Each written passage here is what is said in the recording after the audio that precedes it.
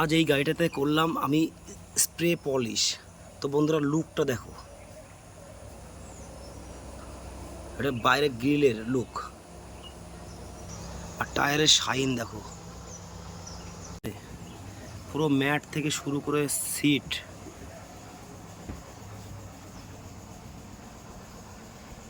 হয়েছে, ড্যাশবোর্ড হয়েছে, স্টিয়ারিং হয়েছে, টোটাল ইন্টেরিয়র হয়েছে স্প্রে পলিশ।